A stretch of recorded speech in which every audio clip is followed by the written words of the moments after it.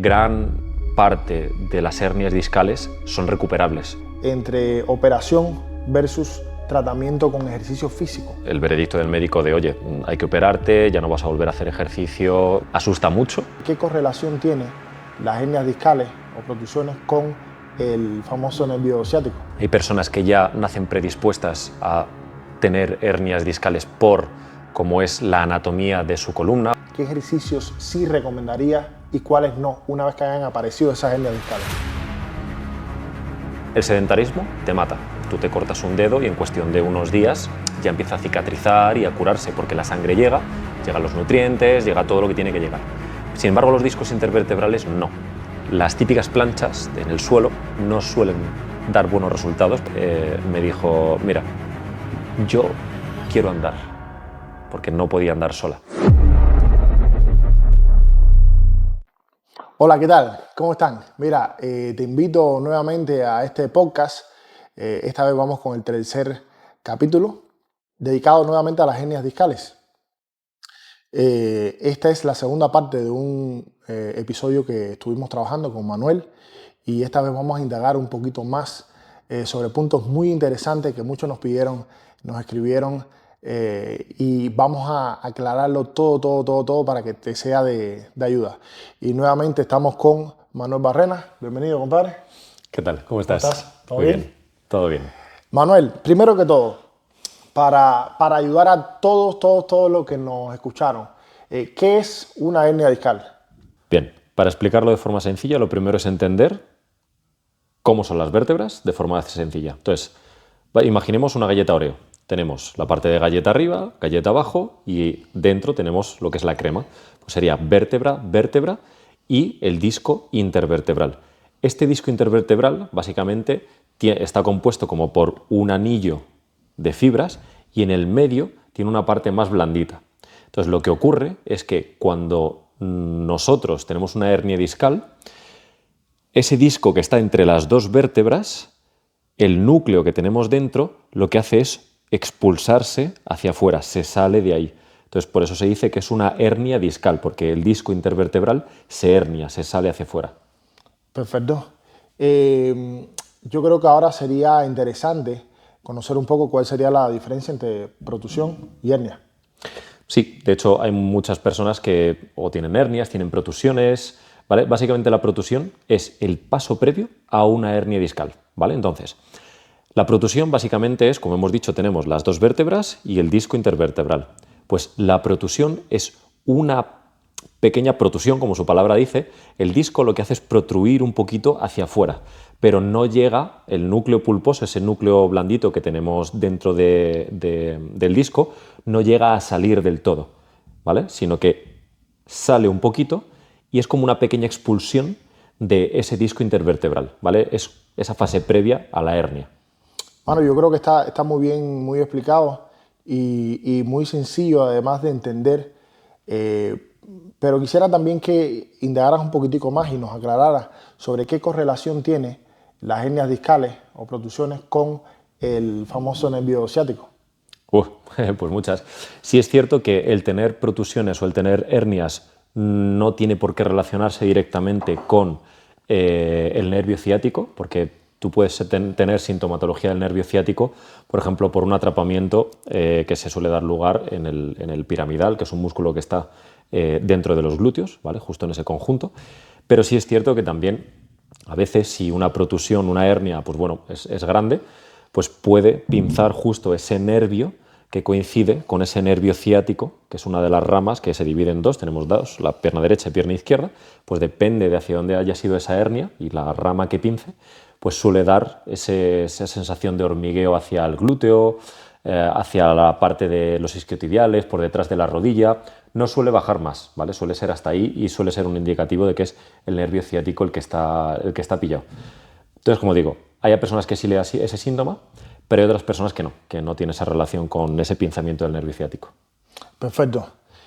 Mano, yo creo que entonces, ya que tenemos todos estos factores bien explicados, sería interesante conocer, y atención a todo, qué factores pueden determinar a la aparición de una hernia discal y qué deberíamos evitar a toda costa. Pues mira, ¿qué factores pueden predisponer a una hernia discal? Bien, punto número 1, tenemos factores genéticos. Hay personas que ya nacen predispuestas a tener hernias discales por cómo es la anatomía de su columna. Por ejemplo, personas que tienen una escoliosis muy grande, ¿vale? Una escoliosis que no solo es desviación, sino que hay una rotación, pues al final ante cualquier gesto esas personas tienen una mayor predisposición a padecer hernias discales. Otro tipo de condiciones genéticas pues, que pueden afectar a los huesos, a la debilidad de los mismos, pues eso, el factor genético puede predisponer. Punto número 2, factor hábitos. El sedentarismo te mata. Al final hay que entender que los discos intervertebrales, ¿vale? Que están entre, como hemos dicho, entre las vértebras, esos discos no son tan duros como una vértebra. Y otra cosa que hay que entender es que no están inervados al 100% como por ejemplo tus dedos. Tú te cortas un dedo y en cuestión de unos días ya empieza a cicatrizar y a curarse porque la sangre llega, llegan los nutrientes, llega todo lo que tiene que llegar. Sin embargo, los discos intervertebrales no. Los discos intervertebrales se nutren a través de un proceso que se llama osmosis, que es que mediante nosotros el ejercicio físico, el caminar, saltar, estar en movimiento, esa presión, micropresión que se hace de las vértebras contra los discos es como una esponja, ¿vale? Tú, una esponja que está mojada, pues tú la aprietas y suelta agua. Pues cuando vuelves a recoger, chupa agua. Pues digamos que eso es lo que hace el disco intervertebral, chupar esos nutrientes de esas venas, arterias que le llegan justo a los extremos, pero no hay venas y arterias por dentro. Entonces por eso el sedentarismo te mata, porque deshidrata los discos intervertebrales. Entonces el estar mucho tiempo sentado, y muchas personas que pasan mucho tiempo sentado, que dicen, joder, me han salido hernias, pero yo es que no llevo una vida de deportista, ni hago artes marciales, ni hago cosas súper heavies. Por estar sentado, los discos se deshidratan y pierden esa capacidad, por tanto, de movilidad. Y ese es otro factor también para que un disco intervertebral se hernie. Entonces hemos dicho la genética y otro factor es el sedentarismo, los hábitos. Dentro de los hábitos tenemos otro factor que es qué actividad física tú haces. Si tú haces, por ejemplo, actividades de muy alto impacto, tipo rugby, fútbol, baloncesto, artes marciales, todas esas actividades que implican mucho impacto, pues sí que te pueden predisponer más a tener hernias discales. Te pueden predisponer, no es que te vayan a salir, simplemente para que lo entienda la gente, que te pueden predisponer. Y esos serían los principales. Luego, pues bueno, otro factor sería un traumatismo por un accidente de tráfico, ¿vale? Traumatismos en generales, pues bueno, predisponen a que salgan unas hernias. Entonces, estos serían los principales factores que pueden propiciar una hernia discal. Perfecto, perfecto. Y una vez, Manuel, una vez que ya han aparecido las hernias discales, cuenta un poco la diferencia entre operación versus tratamiento con ejercicio físico. Bien, lo primero es que, tal como a mí me sucedió, pues el veredicto del médico de, oye, hay que operarte, ya no vas a volver a hacer ejercicio, el ejercicio que vas a poder hacer es súper suave, salir a caminar, un poco de natación y poco más, asusta mucho, ¿vale? Pero hay que entender que gran parte de las hernias discales son recuperables, se reabsorben por sí solas por el factor del tiempo, pero es cierto que si tú generas un entorno mediante el ejercicio físico y mediante no tener malos hábitos, pues eso va a favorecer una mejor recuperación y que no vuelvan a salir.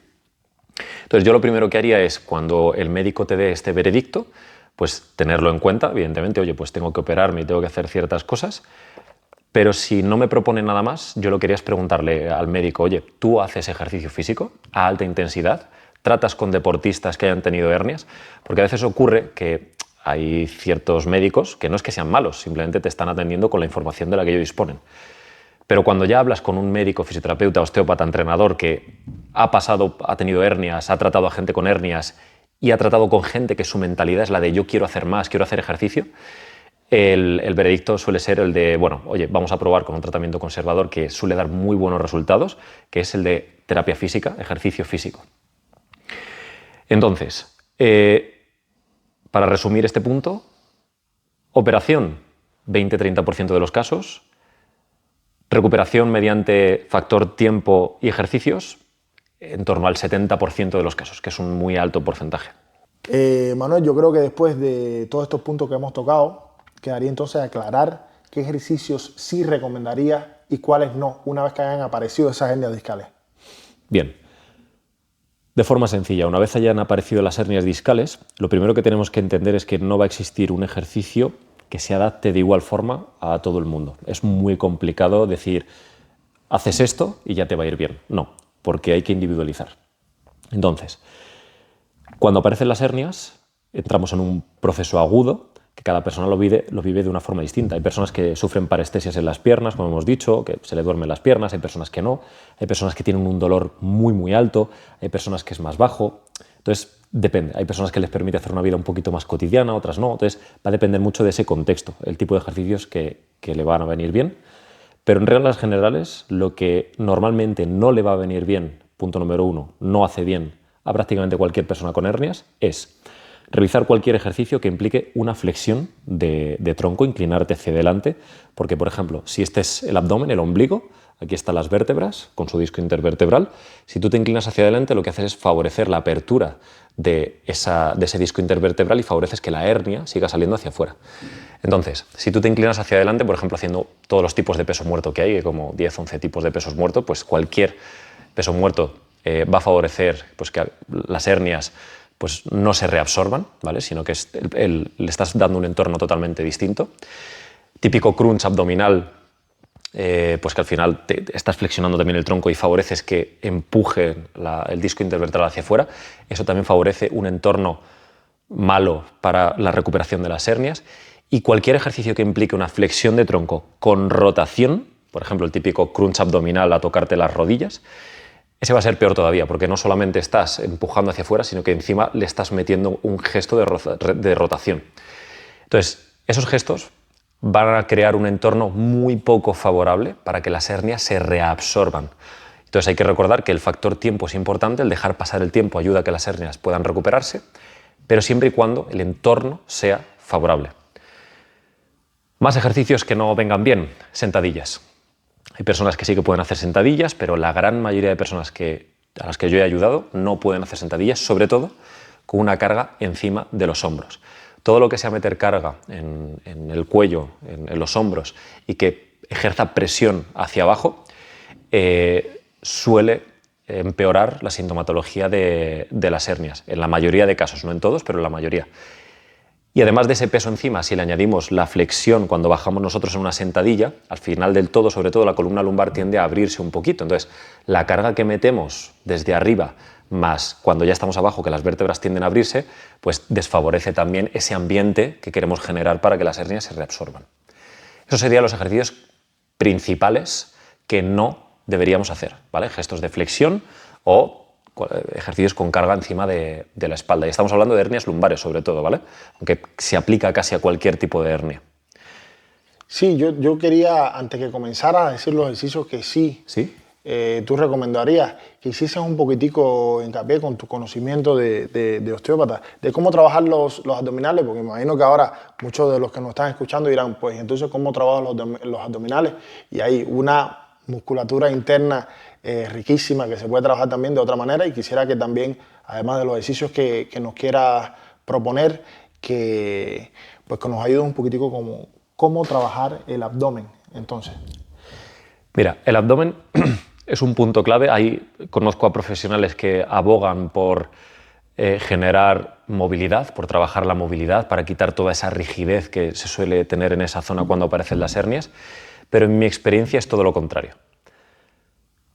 Cuando tú tienes una hernia, justamente esa columna lumbar está muy inestable, está muy móvil a nivel articular propiamente hablando, que tengas mucha musculatura muy tensa, esa columna lumbar es demasiado móvil, no es estable. Entonces, ejercicios abdominales vienen súper bien buscando sobre todo el objetivo de aportar rigidez a esa zona. Entonces, una recomendación o consejo en base a mi experiencia, ojo, y a la experiencia con los clientes que he ayudado es buscar aportar mucha rigidez en la zona y no hacer tanto trabajo de movilidad, ¿vale? Más rigidez que movilidad. Entonces, con respecto a trabajo abdominal, bien, como hemos dicho antes, dependerá del punto en el que se encuentra la persona, un proceso agudo, más intermedio, más avanzado, cómo vive esa persona el dolor, qué sintomatología tiene, todo eso va a determinar, pues bueno, a qué ejercicio les va a poder sacar partido. Pero bueno, en rasgos generales sí que he observado que ejercicios tipo hipopresivos, ¿vale? Que nos permite trabajar el transverso del abdomen, que es un músculo súper importante de cara a proporcionar estabilidad a toda la faja abdominal y, como hemos dicho, es uno de los puntos clave a la hora de trabajar. Planchas abdominales. Las típicas planchas en el suelo no suelen dar buenos resultados porque al final está todo el cuerpo en el aire, pie, brazos y la columna lumbar en el aire. Entonces, en ese caso se genera mucha palanca sobre esa zona y suele dar sintomatología, suele provocar dolor. Vamos, a la mayoría de gente que he pillado en estadios iniciales de hernias e incluso intermedio, les suele venir mal. Entonces, hacer una progresión de ejercicios adecuada es muy importante. Entonces, por ejemplo, ejercicios de plancha en la pared, ese es un ejercicio que sí que suele venir mucho mejor a prácticamente todo el mundo, porque no cargas 100% en la zona lumbar y te permite aún así también tener un poquito de estímulo en la zona abdominal. Y luego es que hay mucha gente que se lía mucho con querer hacer 1000 cosas, pero es que realmente lo efectivo de cara a una recuperación es coger esas 2, 3 cosas que son eficientes para ti, es decir, que nos van a provocar el mínimo riesgo de lesión o de que eso vuelva a salir y el máximo beneficio, ¿vale? Eso es un ejercicio eficiente. Cuando logramos encontrar esos ejercicios, es que es trabajar a saco con ellos. O sea, tampoco hay que liarse mucho con decir, no, yo es que he visto a este influencer que hace esto, es que no sé qué, es que no sé. 100% de acuerdo. Cógete 100% de acuerdo. Cógete un entrenador, eso para empezar. Cógete un entrenador, que el entrenador se tiene un tiempo contigo evaluando qué es lo que puedes, no puedes hacer, tal, y que una vez hayáis detectado juntos con tu percepción interna de cómo te duele, qué sientes, tal, y su experiencia como entrenador, que te pueda decir, pues mira, vamos a tirar por aquí, por aquí, por aquí. Una vez detectéis esos 4 o 5 ejercicios abdominales, de pierna, de tal, a saco con ellos. Los metes en una pastilla y esa te la tomas todos los días, la misma. Todos los días, y trabaja con eso, no hay que obsesionarse con es que si no hago esto no voy a tener abdominales, es que si no hago 100%. esto... Nada. Ese es un muy buen consejo que acabas de dar y lo podríamos también abordar mucho más en otros campos del entrenamiento. En este caso estamos hablando del tema de las hernias, pero ha sido muy bueno y yo creo que además es muy importante. Número uno, escuchar su cuerpo, el cuerpo de cada uno. Yo siempre digo que nuestro cuerpo es el mejor médico que existe. Y es muy importante prestar atención a todos esos síntomas que tenemos y una vez que sintamos algo, ir a un especialista. Es muy importante que vayamos siempre a un especialista. Le vamos a estar dejando también el link, el contacto tuyo, Manu, para en caso de que alguien lo tenga o tiene algún familiar o lo que sea, pues que te pueda escribir o simplemente porque quiera conocer un poco sobre este tema que es muy interesante. Yo quisiera que nos comentara, Manuel, un poco sobre tu experiencia con clientes, si nos cuentes un poco sobre los últimos clientes con los que estás trabajando que padezcan esta patología. Pues mira, las 2 últimas personas con las que estoy trabajando con hernias discales son 2 mujeres. Una de ellas con 72 años y otra con unos 30 años. Brevemente cuento los 2 casos de forma breve. Bien, el caso número 1, mujer de 72 años, que pues bueno, lleva mucho tiempo con dolores de espalda, que no le dan con lo que tiene, porque bueno, tampoco sus recursos se lo han permitido, no le han hecho las pruebas pertinentes y demás, pero tiene mucha sintomatología de hernias discales, muchísima. Entonces, bueno, a raíz de explicarle la anatomía, qué tiene por dentro, qué es lo que siente, qué tal, pues bueno, se dio cuenta de que quizás sí, y al final, pues bueno, salió el que efectivamente tiene hernias discales. Y esta mujer, pues bueno, la verdad es que ha sido un trabajo súper bonito porque viene caminando con andador. De hecho, seguramente os dejemos un vídeo para que la conozcáis. Se llama Joaquina y es una mujer excepcional, muy luchadora. Y nada, recuerdo que el primer día que vino, básicamente, me dijo, mira, yo quiero andar, porque no podía andar sola. Y se le veía en la cara con ganas de trabajar. Entonces, bueno, empezamos primero haciendo un proceso pues eso, de entender cuáles son sus vivencias, cómo está llevando este dolor, qué tipos de dolores tiene. Empezamos a hacer un trabajo físico de detectar hasta dónde puede hacer, qué no puede hacer. Y bueno, en este caso, pues bueno, estamos hablando de una mujer que lleva más de 30 años sin caminar sola. O sea, 30 años caminando con muletas, con andador, iba muy mal. Y nada, en cuestión de prácticamente 2 meses logramos que diese sus primeros pasos, que de hecho ya lo veréis, como si fuese un bebé otra vez. Pero eso para ella fue un logro, vamos, espectacular, espectacular. Entonces, bueno, con ella no hice trabajo de abdomen, no hice trabajo de...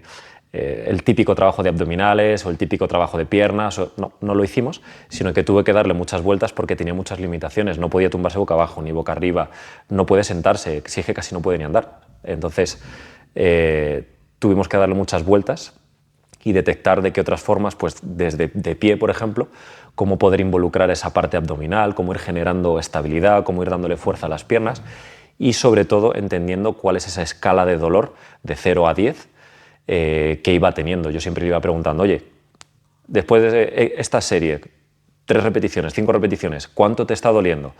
Ah, pues un 3, vale, hasta un 3 es un dolor de trabajo, ¿vale? No tenemos por qué parar, es un dolor de trabajo. Este ejercicio, ¿cuánto te duele? Uy, pues este ha sido un 5, un 6, perfecto, este lo anulamos, porque este, ya cuando pasamos de un 3 de escala de dolor, ya es que no nos está viniendo quizá demasiado bien. Al día siguiente, oye, Joaquina, ¿cómo estás? ¿Cómo te encuentras?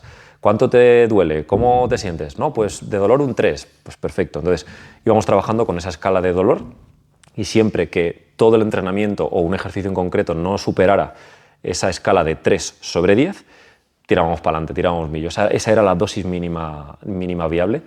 Y como digo, pues eso, después de 30 años, verla caminar, bueno, claro, ella llorando como una niña. No, es espectacular. De hecho, tú lo viste, o sea que... Yo lo vi, se lo vamos a dejar para que vean qué cosa más bonita esa.